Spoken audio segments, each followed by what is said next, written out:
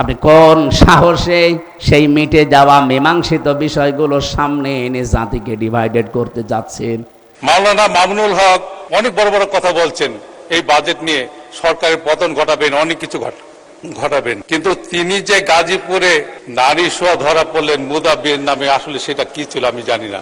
যেগুলো মীমাংসিত ইস্যু, এই বিষয়গুলো নিয়ে সামনে আসলেই বলবেন এটা হাসিনার দালাল। আমি আজ যে আন্দাজে একটা দলের ওপরে মিথ্যা তহমত লাগিয়ে দেই, আপনি কোন সাহসে সেই মিটে যাওয়া মীমাংসিত বিষয়গুলো সামনে এনে জাতিকে ডিভাইডেড করতে যাচ্ছেন? যে জবান দিয়ে মিথ্যা কথাগুলো জাতির ভেতরে প্রচার করেন, আল্লাহ ইচ্ছা করলে জবান আপনাকে না দিলেও পারত। মানুষের তৈরি করা আইন কানুন থেকে, এমনকি মানুষের দাসত্ব থেকে মুক্ত করার জন্য যারা কর্মসূচি হাতে নেয় তারা সফল। এই বাংলাদেশে কে এই কর্মসূচি হাতে নিয়েছে? আপনি নিজের বিবেককে জিজ্ঞাসা করেন। খালি উল্টাপাল্টা ফতোয়া দিলে হবে যে এদের আকীদা ভালো না আকীদা খারাপ? কি আকীদা খারাপ দেখেছেন আপনি? আমি কোরআন শরীফ মাথায় নিয়ে বলতে পারি গ্যারান্টি দিয়ে, 100% গ্যারান্টি দিয়ে, বাংলাদেশে জামাত ইসলামীর আকীদা হচ্ছে দেশ আল্লাহর, আইন চলবে আল্লাহর। এর বাইরে যদি জামাত ইসলামী বাংলাদেশের আকীদা থাকে, ওটা তালাক দিয়ে এক্ষুনি চলে আসেন। যারা আছে কেউ যদি জামাত ইসলামের এখানে থাকে জিজ্ঞাসা করে দেখেন, এই মুরব্বীকে জিজ্ঞাসা করেন, যদি জামাতের লোক হয়ে থাকে যে জমিন আল্লাহর, আইন চলবে আল্লাহর, এইটাই জামাতের আকীদা, আপনি বলেন তো এর বাইরে আকীদা আছে? ওই রকম আকীদা আমরা যদি পোষণ করে থাকি যে জমিন আল্লাহর, আইন চলবে মানুষের, ওই রকম দলে লাঠি ঝাঁটা দিয়ে চলে আসেন, কোনো দরকার নেই ওই দল করা। আমরা চাই মানুষের তৈরি করা আইন কানুনের দেশে আমরা থাকতে দেব না। কি কথা বললেন না কেন? আপনি আমেরিকার দিকে তাকান, ওরা জাতে মাতাল হলেও কিন্তু তালে ঠিক আছে। আজ 236 বছর চলছে আমেরিকা, আজ পর্যন্ত কোরআনের একটা আয়াতের বিরুদ্ধে ওরা রাষ্ট্রের ব্যাপারে একটা কাজও করে নাই। সূরা নেসা 5 নাম্বার পারা 2 নাম্বার পৃষ্ঠার 11 নাম্বার লাইনের 34 নাম্বার আয়াতের প্রথম অংশে এই শব্দটা আজ 234 বছর আমেরিকা মেনে চলে, এই জন্যে দাঁড়িয়ে আছে। আপনি দেখবেন আয়াতটা পড়ে লেখা আছে, আর রিজালু কাওয়ামুনা আলান নিসা, পুরুষ হবে নেতৃত্বদাতা আর মেয়েরা হবে তাদের আজ্ঞাবহ। ওরা আজ 236 বছর এইটা মানছে, এই জন্য আজ পর্যন্ত কোনো মহিলা ওদের প্রধানমন্ত্রী হতে পারে নাই। জাতে মাতাল হলো তাহলে ঠিক আছে, ডোনাল্ড ট্রাম্পের মতো একজন মাতালকে তারা বসিয়েছে, এই কথা বলছেন না কেন? কিন্তু কমলা হ্যারিসের মতো এত বড় একটা শিক্ষিতা মেয়ে, এই পৃথিবীতে যদি 1000 বিশ্ববিদ্যালয় থাকে, আপনি র্যাঙ্কিং করবেন, মার্ক করবেন কোনটার পরে কোনটা। আমি আন্তর্জাতিক বিশ্ববিদ্যালয়গুলো গিয়েছি, যে তারা 1 2 3 4 5 হয় কি করে? বাংলাদেশে কতগুলো বিশ্ববিদ্যালয় আছে বলেন? এই তামাম দুনিয়ায় 257টা দেশ, 257টা দেশে যত ভার্সিটি আছে, যত বিশ্ববিদ্যালয় আছে, 1000 বিশ্ববিদ্যালয়ের তালিকা করা হলে বাংলাদেশের একটাও পাওয়া যায় না। মালয়েশিয়ায় কতগুলো আছে, মাত্র একটা পাওয়া গেছে। আমি চিন্তা করলাম যে মানুষগুলো কি করে, কি এরা র্যাঙ্কিং আমরা যেতে পারি না কেন? যতগুলো দেশে গেছি আমি, আগে যাই কোনো ভার্সিটিতে, তাদের গবেষণাগারে, লাইব্রেরিতে, আগে দেখি যে এখানে কি হয়। ওই মানুষগুলো তাহলে কি পড়াশোনা, কি চিন্তা ভাবনা, কোন স্তরে আছে তারা? র্যাঙ্কিংয়ে 1000-এর ভেতরে আমরা নেই, র্যাঙ্কিংয়ে 3-এর ভেতরে 1 2 3-এর ভেতরে যেটা আছে এই তামাম দুনিয়ায়, তার ভেতরে কমলা হ্যারিসের পড়াশোনা। কোন জায়গায় কোন স্তরের মানুষ এই মহিলা? অথচ তারে আমেরিকা আজ পর্যন্ত দেখেন তারে জনপ্রিয় কম নাও মহিলা, কিন্তু প্রধানমন্ত্রী বানাতে রাজি না। ট্রাম্পের মতো একটা মাতালকে বানিয়ে রেখেছে থাক, কারণ ট্রাম্প হচ্ছে পুরুষ আর ওইটা মহিলা। নবীজির হাদিসে এদের পক্ষে একটা হাদিস এসেছে, বিশ্বনবী বলেন, লা ইয়াফলিহা কওমুন আল্লাহু আমরহুম ইমরাতুন, বুখারী শরীফের হাদিস। ওই জাতি কখনো সফল হচ্ছে না, হবে না, যেই জাতির নেতৃত্বে কোনো মহিলা বসে আছে। এই ষড়যন্ত্র ওরা আজ পর্যন্ত করে না, এই জন্য দাঁড়িয়ে গেছে। নিজেরা মানে না, কিন্তু আমাদের উপরে ষড়যন্ত্র 54 বছরে চাপিয়ে রেখেছে। এখনো অনেকে চেষ্টা চালাচ্ছে আবার চাপাবে। আমি ইঙ্গিত দিলাম, আপনি বুঝতে পেরেছেন কিনা জানি না, না পারলে এদিকে আসেন, কানের নিচে এমন জোরে দুইটা দেব, সব বুঝে ফেলবেন। হুজুর আমি বুঝি না।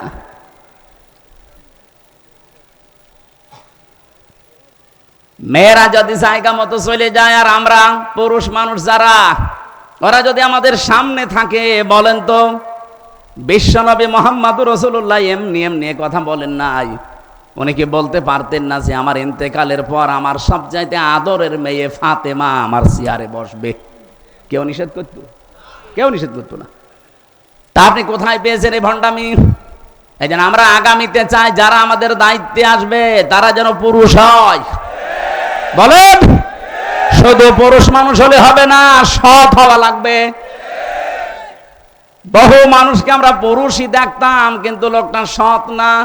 এই জন্য সালমান এফ রহমানের মতো দরবেশ, ওর মাথার চুল থেকে পায়ের স্যান্ডেল পর্যন্ত পুরা সাদা, আমার মনে হয় ভেতরেও সাদা। না, আমি মাঝে মাঝে মামলার হাজিরা দিতে যেতাম, ওই শয়তানরে দেখতাম আমার মাজায় দড়ি লাগিয়ে, হাতে পেছনে হ্যান্ডকাপ লাগিয়ে, এক ডান্ডা বেড়ি দিয়ে পায়ের সাথে, ওপরে ওই যে হেলমেট দিয়ে, বুকের সাথে যখন ওই কি কি লাগায় যেন বুকে, বুলেট প্রুফ জ্যাকেট। বলেন তো কি দৃশ্য লাগে ওই সময়। মাজায় দড়ি দিয়ে যখন আমার এই যে ছাগলের মতো, গরুর মতো টেনে নিয়ে যেত, দেখেছি আমি নিজে কয়েকদিন ওই শয়তান দাঁড়িয়ে দাঁড়িয়ে টিপ্পনি কাটে। এখন ওর যা হচ্ছে, আমরাও যদি বলি যা হচ্ছে ঠিকই হচ্ছে। এত বড় একটা ভালো মানুষ মনে হয়তো না যে দরবেশ, নামই কেউ জানতো না, নাম জানতো যে দরবেশ, অথচ 36,000 কোটি টাকা চুরি করিস। 7টা ব্যাংক থেকে 36,000 কোটি। আমার মনে হয় মুরব্বীকে যদি আপনি এখন গুনতে দেন, ও গুনতে গুনতে জীবন শেষ করে ফেলবে, তাও টাকা গোনা শেষ হবে না। আপনি কি 2-1 টাকা মনে করছেন? 36,000 কোটি। আমার তো এই নাম শোনার পরে নিজে মনে হয় অজ্ঞান হয়ে যায়। অথচ একটা দরবেশ যদি এত টাকা চুরি করে, আর যেগুলো ধরবেশ, দরবেশের বেশ ধরেছিল, তারা কি করেছে আপনি টের পাচ্ছেন নাকি? দেশটা যে ফোকলা হয়ে গেছে এমনি না। এই দেশে যদি এখন কেউ জন্ম নেয়, তার মাথার উপরে 1,10,000 টাকা ঋণ। কি বানিয়েছে বলেন? এখন একটা জন্ম দেবেন, ওর মাথার উপরে 1,10,000 টাকা অলরেডি ঋণ। ঋণের বোঝা নিয়ে দুনিয়া আসতেছে। অথচ যারা এটা দিয়ে গেল, দেখেন তাদের দিকে। কয়েকদিন আগে সিঙ্গাপুরে ছিলাম, যে তো আমাদের হোটেলে ওঠা লাগে, হোটেল থেকে নিচে নামলে দেখি 2 শয়তান বসে আছে। কি গো? বলছো হুজুর আমি আগেই পালিয়েছি। আপনি পালালেন কেন? আপনার না 620টা বাড়ি। একটা মানুষের যদি 620টা বাড়ি হয়, আপনি চিন্তা করেন তো কত বড় দুর্নীতি করিস। এই পদ্মা সেতুর হিসাব এখন আসতেছে। এটা যেই খরচে বানিয়েছে, ওই খরচ দিয়ে 3টা পদ্মা সেতু অলরেডি করা যায়। তাহলে আমার মনে হয় যে চাঁদপুর থেকে যে সেতুটা এখন বানানোর জন্য চিন্তা চলছে, রাজবাড়ী গোয়ালন্দ থেকে যে সেতুটা বানানোর চিন্তা চলছে, পদ্মা সেতুর টাকা দিয়ে এই 2টা সেতু হয়ে যেত যদি মারিং কাটিং না হইতো। এজন্য সৎ মানুষ লাগবে, বিধান লাগবে আল্লাহর, মানুষ লাগবে সৎ। বলেন, আপনি কি মনে করছেন এই স্লোগানটা এরা বানিয়েছে? আল্লাহর আইন চাই, সৎ লোকের শাসন চাই, জীবনও না। সূরা বানী ইসরাইল 15 নম্বর পারা 9 নম্বর পৃষ্ঠা 2 নম্বর লাইনের 82 নম্বর আয়াতটার বাংলা অর্থ এই স্লোগান, অনুনাজ্জিলু মিনাল কুরআনি মা হুয়া শিফাউ ওয়া রাহমাতুল লিল মুমিনিন ওয়া লা ইয়াজিদুজ জালিমিনা ইল্লা খাসারা। বলেন আল্লাহু আকবার। শুধুমাত্র স্লোগান না, আল্লাহর কসম আমি নিজে দেখেছি এই দেশে যে মার কাটা তারা নেয় দাড়ি পাল্লা, এই মার কাটা আল্লাহ কোরআনে দিয়েছে। লাকাদ আরসালনা রুসুলানা বিল বাজ্জিনাত ওয়া আনজালনা মাআহুমুল কিতাবা ওয়াল মিজান। আল্লাহ বলেন তিনটা জিনিস দিয়ে আমার রাসূলদেরকে আমি দুনিয়ায় পাঠিয়েছিলাম। এক নম্বরে তাদেরকে আমি কিতাব দিয়েছি, দুই নম্বরে তাদেরকে আমি মুআজিজা দিয়েছি, তিন নম্বরে তাদেরকে আমি ন্যায় এবং ইনসাফের প্রতীক দিয়েছি, যার নাম আমরা মিজান বলি, বাংলা বললে দাড়ি পাল্লা। তারা যে মার কাটা নিয়েছে এইটাও তো সূরা হাদীদের 25 নম্বর আয়াতের মাঝের অংশে। এই মার কাটার ভেতরে কি আছে? লিয়াকুমান নাসু বিল কিসতি। এই লাম ব্যবহার করা হয় 13টা অর্থে। যারা বসে জিজ্ঞাসা করেন লিয়াকুমান নাসু বিল কিসতি, আমি আল্লাহ চাই তারা যেন এই মিজান দিয়ে, দাড়ি পাল্লা দিয়ে, ন্যায় এবং অন্যায়ের মানদণ্ড দিয়ে পৃথিবীর ময়দানে ন্যায় বিচার কায়েম করে।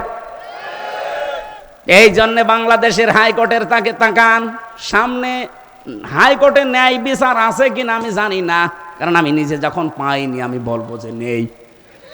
এই 3 বছর আমার মামলাটা হাইকোর্টে, জজ কোর্টে, সিএমএম কোর্টে প্রায় 30 বারের উপরে তুলেছে, একবারও জামিন দেয়নি। অথচ 5 তারিখের পরে শুধু তুলতে দেরি, জামিন না খারিজ হয়ে গেছি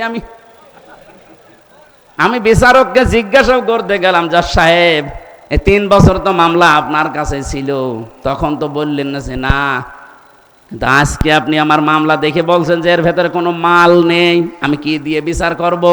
জামিন না খারিজ করে দিলাম। উনি এটা আমার খাস কামরায় ডেকে নিয়েছিল। পরবর্তীতে আমি যে দেখে উনি এই কথাই বলছিল, হুজুর আপনার কষ্ট হয়েছে আমি জানি, আমার হাত বাঁধা ছিল। এই চলছিল বিচার, এই যে কোরআন শরীফ আমার সামনে, এই বিচার চলছিল যে আমার হাত বাঁধা ছিল, কিচ্ছু করার ছিল না। এ দেশে আমরা যা আছি 1628 জন মানুষ দায়িত্বে ছিলাম সারা বাংলাদেশের, শুধু একজনের কথা চলতো, বাকি 1627 জন সব পুতুল আমরা। এমনকি কাওয়া কাকু এও পুতুল, ও কাওয়া আন্দাজে কাকা করতো, ওর কোনো পালস নেই, ও যা বলতো আল্লাহর ওলি ও তাই শুনতো। নিজে জজ সাহেবের কাছে আমি শুনেছি যে আমাদের কিচ্ছু কারোর হাতে নেই, সব একজনের হাতে। আপনি দেখেছেন একেবারে প্রাইমারি স্কুল থেকে সংসদ পর্যন্ত একটা জায়গা ওনার দৃষ্টির বাইরে ছিল না, সব ওনার দৃষ্টিতে চলতো। আমার মতো একটা পাতি মানুষ, আমার শরীর চলে না, আমারটা পর্যন্ত ওনার সই ছিল যে না হবে না, লাল কালি দেওয়া। চিন্তা করেন আমি কি করেছিলাম। আমি কি ওনার মেয়ের দিকে কোনোদিন তাকিয়েছি? আর ওনার যে মেয়ে, ওকে তাকানো যায়? ও ছাতার দিকে তাকিয়ে আমি করবো কি? যেহেতু আমি ন্যায় বিচার পাইনি, এই জন্য বলছে যে না ছিল না ন্যায় বিচার। আন্দাজ ওরা মিথ্যা কথা বলতো যে আমরা ন্যায় বিচার কায়েম করছি, কিন্তু হাইকোর্টের সামনে ন্যায় বিচারের একটা পথিক দেওয়া আছে, তার নাম দাড়ি পাল্লা। কি স্যার দেখেননি? এ দাড়ি পাল্লা কি একদিকে পাল্লা একটু ঝোকানো আছে? আছে না, সমান্তরাল।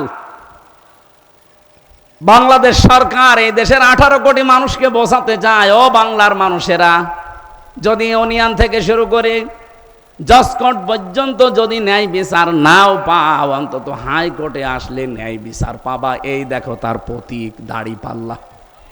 এখানটা একেবারে সমান সমান করা। এখন হালকা পাতলা ন্যায় বিচার পাওয়া যাচ্ছে, তার প্রমাণ এই যে হাইকোর্ট থেকে সুপ্রিম কোর্ট থেকেও ওসি প্রদীপের ফাঁসি অলরেডি কার্যকর হয়ে গেছে, 7 দিন সময় দিয়েছে।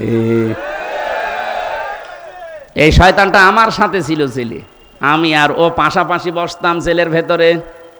মাঝে মাঝে আমারে বলতো, হুজুর আমার কোনো দোষ নেই। কোনো দোষ নেই? 204 জন মেরেছেন আপনি, না কোনো দোষ নেই মানে? ক্রস ফায়ারের নাম দিয়ে আপনি বিনা কারণে জামাত আর শিবিরের আর বিএনপির লোক মিলে 204 জন আপনি নিজে মেরেছেন। আপনাকে তো 204 বার ফাঁসি দিলে অন্তত আমার গার ঝাল মেটবে না, আর আপনি আমার পাশেই বসেছেন, দূরে বসেন। এখন হালকা কিছু ন্যায় বিচার পাওয়া যাচ্ছে, যেমন তারেক জিয়াকে সাজা থেকে মুক্তি দিয়ে দিয়েছে, ডাক্তার জোবাইদা রহমানকে খালাস দিয়ে দিয়েছে, বেগম জিয়াকে খালাস দিয়ে দিয়েছে। আমরা চাই নাই বিচার যেহেতু এখন চলছে, 27 তারিখে এটিএম আজহারকেও মুক্তি দেওয়া হোক। এটা চান কারা কারা দেখি? লিল্লাহে তাকবীর।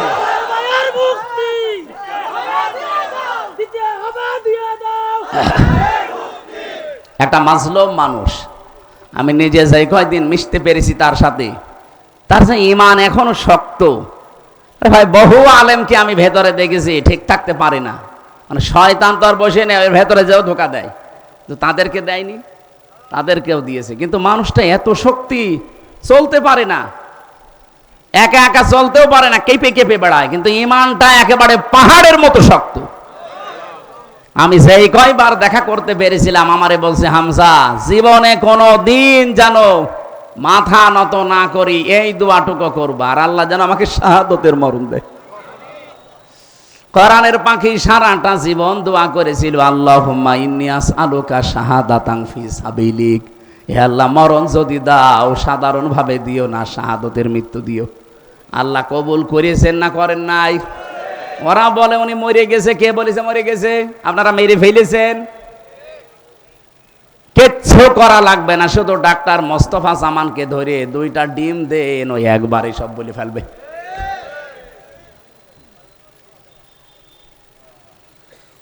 রিমান্ডে যে কষ্ট আমাদেরকে দিয়েছিল তার 100 ভাগের 1 ভাগ যদি এই মানুষগুলোকে দেন, আল্লাহর কসম এই মানুষগুলো সব সত্য বেরিয়ে দেবে। আমার মাথার চুল থেকে পায়ের তালু পর্যন্ত 1 ইঞ্চি জায়গা বাকি নেই যেখানে টর্চার করে নাই। আমি যে চেয়ারে বসতে পারি না, খালি তো গদি আছে বলে বসে আছি, যদি কাঠ হয়তো আমি 10 মিনিট পরে আমার ব্যথা শুরু হয়ে যেত। এমন এমন জায়গায় টর্চার করেছিল যেটা বউকে ছাড়া কাউকে দেখানো যায় না। মেশিন নিয়ে এসেছিল একদিন, বলছে যে এটা দিয়ে আমরা নখ তুলি, এমন সিস্টেমের মেশিন বানানো ওদের। পুলিশকে যদি দায়িত্বে থেকে থাকে জিজ্ঞাসা করেন, এই চেয়ারে বসিয়ে দেয় এভাবে। আমার আগে একজন বিএনপির ছাত্র দলের এক ভাইকে নিয়ে গেল চট্টগ্রামে বাড়ি, যাওয়ার সময় ভালো মানুষ গেল, আসার সময় দেখি বাবা মা বলে চিৎকার করছে, হাতের দিকে তাকিয়ে দেখি 1টা নখও নেই। এরকম একটা চেয়ারে একটা মানুষকে বসিয়ে দেয়। আমি একটা কথা হাফ ও মিথ্যা বলছি না, সব নিজে দেখেছি। রিমান্ডে চেয়ারের সাথে আটকে যদি বসিয়ে রাখে, তাও তো হয় ক্লিপ দিয়ে আটকিয়ে দেয় হাত আর এই গলা আর পা, আপনি নড়তেও পারবেন না। একটা মেশিন নিয়ে আসার পরে মেশিন একটা একটা করে তোলে না, একটা লাগিয়ে দেয় শুধু হাতের সাথে আর পায়ের সাথে, একটা করে টিপ দিলে আস্তে করে সব নখ উঠে চলে আসে। শুধু নখ উঠে আসলেও তো বাঁচা যায়, ওর উপর আবার মোল্লা সল্ট, ওই যে মিহি লবণ আছে পাতলা, ওইটা ছিটিয়ে দেয়।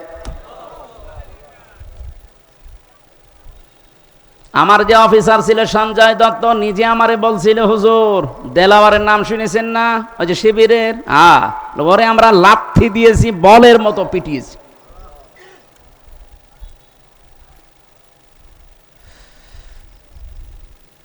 দাড়ি পাল্লার প্রতীক শুধু আমরা দেখতে পাচ্ছি, কিন্তু ন্যায় বিচার আজও পাইনি। আমার মন ডেকে বলে, এবার যদি সত্যিই দাড়ি পাল্লা আমরা দেখতে পাই, আমরা চাচ্ছি যারা দায়িত্বে আছে, ন্যায়ের এই পথিক, এই দাড়ি পাল্লা এবং নিবন্ধন ফেরত দেওয়া লাগবে। এত মানুষ জীবন দিয়েও যদি বৈষম্যের শিকার হয়ে থাকা লাগে, তা আবার কি আগস্টের 5 তারিখ আসলে আপনারা কিছু নেবেন? ভার সহ্য করতে পারবেন না? আগস্টের 5 তারিখ আসার আগে যেন দেশটা স্বৈরাচার মুক্ত যেমন হয়েছে, বৈষম্য পুরা মুক্ত হয়ে যায়। যারা উল্টা পাল্টা কথা বলেন বিভিন্ন জায়গা থেকে মাল পানি খেয়ে, তারা একটু থামেন। আমরা জানি এদেশের মানুষ এখন আর পাগল নেই, আগস্টের 5 তারিখের আগে নেই। হা করলে আমরা বুঝে ফেলি হয় হালসা নাই হাসাদা। এক কথা বলেন না কেন? আপনি বাঙালিকে আর কতদিন হাইকোর্ট দেখাবেন? সবই যখন হয়ে যাচ্ছে, আমরা চাই আগামীতে এই ন্যায় বিচারটাও যেন এদেশে কায়েম হয়। এই জন্য আল্লাহর আইন শুধু হলে হবে না, আল্লাহর আইন পালন করার জন্য সৎ লোক লাগবে। ডক্টর সুলতান আহমেদের মতো মানুষ সামনে 300 নির্বাচিত হবে। এর ভেতরে 151 জন যদি এমন তৈরি হয় যারা কোরআন বুকে নিয়ে সংসদে যেতে পারবে,